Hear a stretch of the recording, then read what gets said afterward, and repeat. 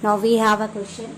An electric bulb is rated to 120 volt and 100 watt. Be careful. When it is operated on 110 volt, what is the power consumed? हमारे घरों में bulb होता है, ठीक है। तो इसी तरह से एक बल्ब है, उसके ऊपर रेटिंग लिखी हुई है, rating of the bulb is 220 volt 100 watt।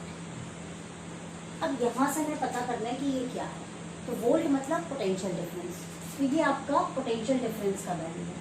और ये वॉट लिखा है, W मतलब क्या होता है वॉट। वॉट की यूनिट होती है पावर, यानी P, याद कर लीजिए, ठीक है। ये आपका है पोटेंशियल डिफरेंस। अब इसी बल्ब को 110 वोल्ट का सप्लाई मिल रहा है। Then what is the power consume by this bulb. तो इस बल्ब में फिर कितनी पावर कंज्यूम होगी। तो जब इस तरह का क्वेश्चन होगा ये पावर के साथ, ठीक, तो आप एक फॉर्मूला याद करिए। आपको पहले से एक फॉर्मूला हमने आपको याद करवाया है, power is equal to V I, T is equal to V I, ठीक। लेकिन यहाँ पर आपको क्या करना है कि यहाँ पर आपको करंट मिल जाएगी, आपको यहाँ पे करंट नहीं निकालनी है। आपका एक फॉर्मूला होता है ओम्स लॉ का, V by I is equal to R. तो I का वैल्यू क्या हो जाएगा, V बाई आर। आप इस फॉर्मूले को चेंज कर लीजिए, V into V by R, यानी पावर का फॉर्मूला बन गया V स्क्वायर बाई आर। ये बिल्कुल याद कर लो कि जब भी इस तरह वाला क्वेश्चन होगा हम इस पावर के फॉर्मूले को यूटिलाइज करेंगे, एकदम दिमाग में बैठा लीजिए। अब यहाँ से हम ये रेजिस्टेंस निकालेंगे कि वो बल्ब कितना रेजिस्टेंस ऑफर करेगा। तो यहाँ पावर की आपकी वैल्यू कितनी है, 100 वोल्ट। फिर वोल्टेज आपका कितना है, 220 इंटू 220 ओवर रेजिस्टेंस। आपका रेजिस्टेंस का वैल्यू हो जाएगा 220 इंटू 220 ओवर 100, ठीक जी। अब इसके बाद आपके दोनों जीरो देखिए कैंसिल होगा, यानी रेजिस्टेंस का वैल्यू आपका निकल करके आ रहा है 22 इंटू 22। अभी ये आपने फर्स्ट केस के लिए सॉल्व किया, अब सेकेंड केस के लिए आप सॉल्व करेंगे तब आपका आंसर आएगा। यानी यहां से आपके रेजिस्टेंस का वैल्यू आ गया 22 इंटू 22 ओम, क्योंकि unit of resistance is ohm. Now bulb is operated on the voltage supply of 110 volt and what is the power consumed by that. That means we again mix potential 110 volt and power formula is V square by R. Now at the place of V square we write this value 110 volt. So 110 into 110 over 22 into 22. That means 10, 11 2s are 22, that is 10, 11 2s are 22, 2 5s are 10, 2 5s are 10. That means power consumed by this is 25 watt. So this is our answer.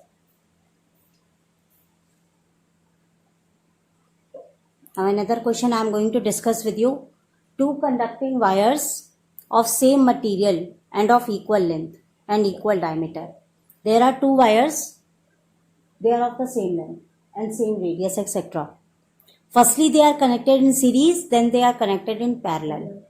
Find the ratio of heat produced in series and parallel combination. Firstly these two wires are connected in series, and second these two wires are connected in parallel. In both the combinations heat is produced. They are of the same length and same diameter. Clear? So इनमें जो heat produce होगी क्या same produce होगी या अलग अलग produce होगी, और अलग अलग प्रोड्यूस होगी तो उनका रेशियो क्या होगा। यहाँ पर हमें हीट प्रोड्यूस का रेशियो निकालना है, रेजिस्टेंस नहीं। हीट प्रोड्यूस के लिए फॉर्मूला क्या होता है, it is equals to power into time. Learn this formula. What is the formula for power? V square by R, as I told you. Clear? And we multiply it with the time. Now, if we watch over here, यहाँ पर देखो उनकी length भी equal है, diameter भी equal है, और मान लो उनको सेम पोटेंशियल डिफरेंस से हमने उनके ऊपर सेम पोटेंशियल डिफरेंस अप्लाई किया, क्योंकि उसके बारे में कुछ भी यहाँ मेंशन नहीं। अब इसको कैसे करेंगे, मैं इसको बड़े से ब्लैक बोर्ड पे आपको दिखा रही हूँ।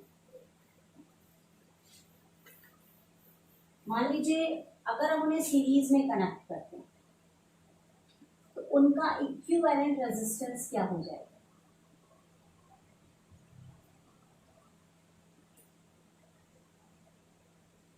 R is equal to R plus R means 2R. Okay, और वहां पर जो हीट प्रोड्यूस होगी, अगर सीरीज का कनेक्शन है, हीट प्रोड्यूस्ड H1 मान लीजिए, it is equal to B square, क्योंकि पोटेंशियल डिफरेंस सेम रहेगा, और उतनी ही देर, मान लीजिए दोनों को सेम टाइम तक हम कनेक्ट कर रहे हैं, जितनी देर उसे कनेक्ट किया उतनी ही देर इसे कनेक्ट किया, रेजिस्टेंस की जगह आ गया 2R। ठीक है, अब मान लीजिए हमने उसका पैरेलल कॉम्बिनेशन रेडी किया, उनको हमने पैरेलली कनेक्ट किया, when the combination is parallel then equivalent resistance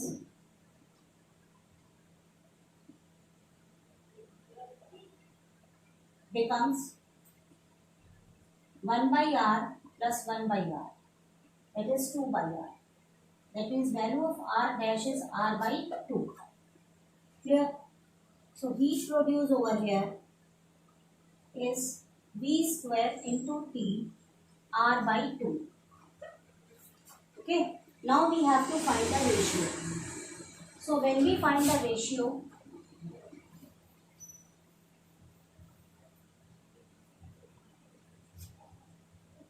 with series and with parallel.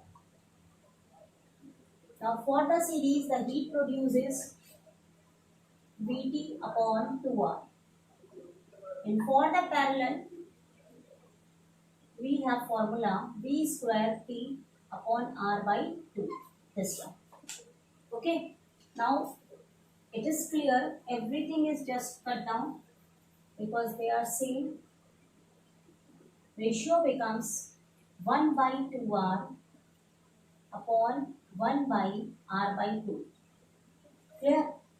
अब देखो इसको कैसे करोगे बेटा, 1 by 2R इंटू नीचे 1 ऊपर R by 2, फिनिश। अब फिर से ये 2 नीचे आ जाएगा, R by 2R into 2, that is R by 4R. Both of them get cancelled, so ratio of H1 with H2 is 1:4. This is our proper answer.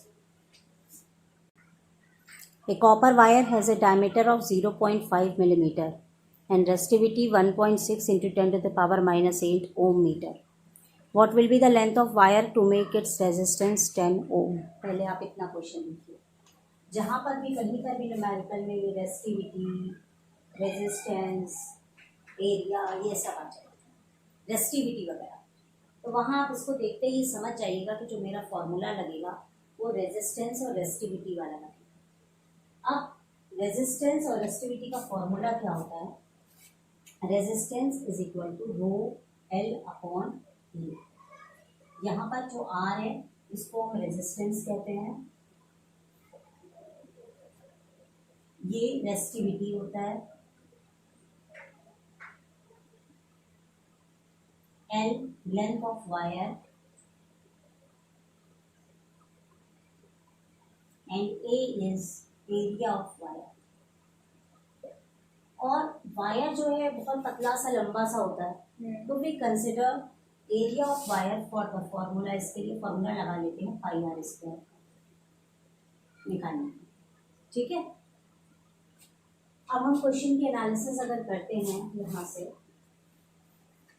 तो हमें दिखेगा कि डायमीटर की वैल्यू है 0.5 मिलीमीटर, तो यहाँ से रेडियस की वैल्यू हो जाएगी 0.5 अपॉन 2 मिलीमीटर। ठीक, इसके अलावा हमें ये रेसिस्टिविटी की वैल्यू दी गई है रेजिस्टिविटी की वैल्यू है 1.6 into 10 to the power -8 ohm metre. ठीक, और हमें रेजिस्टेंस दिया है 10 ओम, आर की वैल्यू दी है 10 ओम। अब पहले हम फर्स्ट पार्ट सॉल्व करेंगे।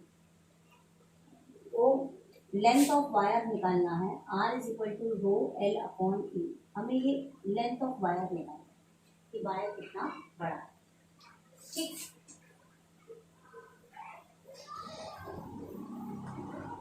यहाँ से लेंथ ऑफ वायर क्या हो जाएगा, R into A upon resistivity multiply हो जाएगा।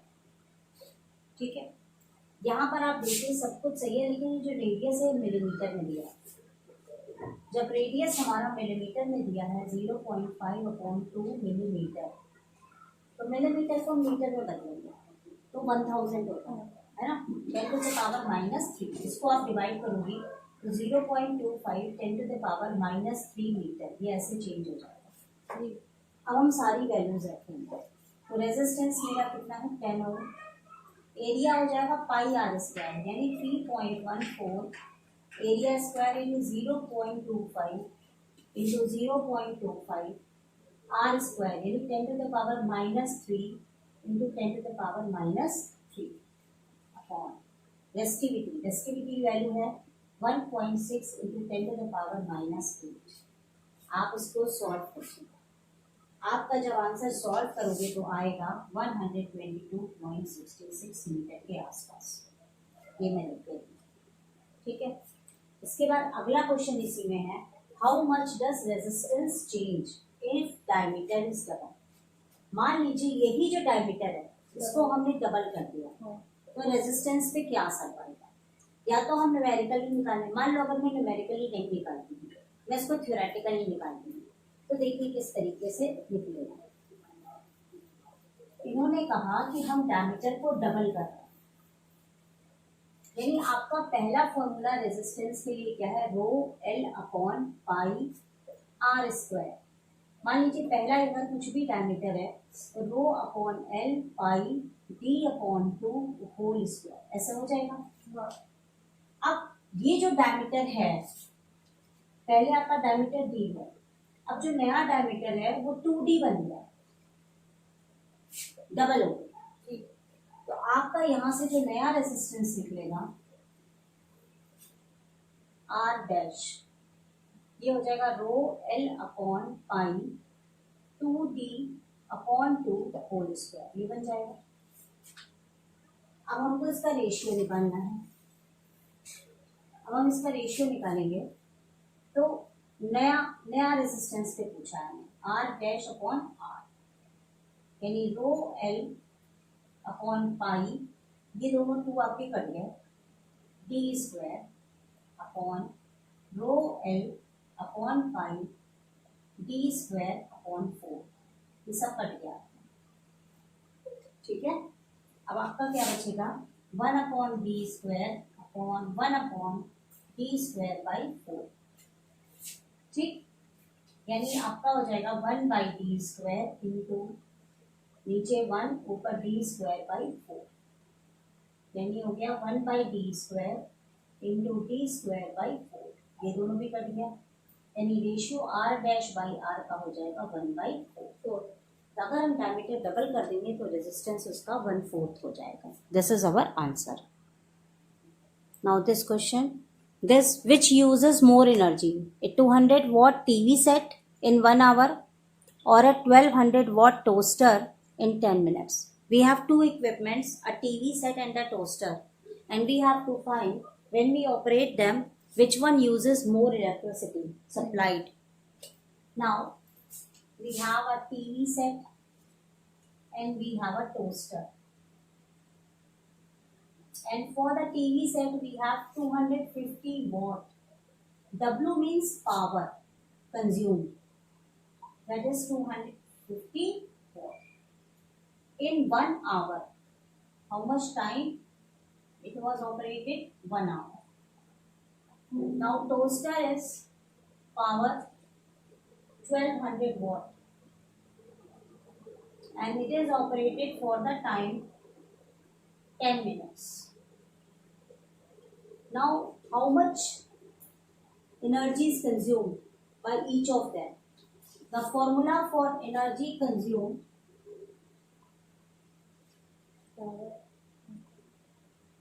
power into time. In the power we have the same unit, but time we have different units. So we make it the same unit. For example, in 1 hour we have 60 into 60 second, that is 3600 second. And in 10 minutes, 10 into 60, that is 600 second. It's easy for us. Okay, now start. We have to multiply power with time, that is 250 into 3600. And here energy consumed, H is equal to 1200 into 600. So 1, 2, 3, 4. 12 6 are 72. Here 1, 2, 3. 25 into 36. 5 6 are 30. 5 3 are 15, 16, 17, 18. 2 6 are 12.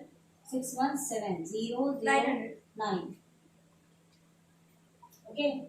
Now when we compare, if we divide it by 1000, because it is in June, when we divide it with 1000, that is, it becomes 900 kilojoule.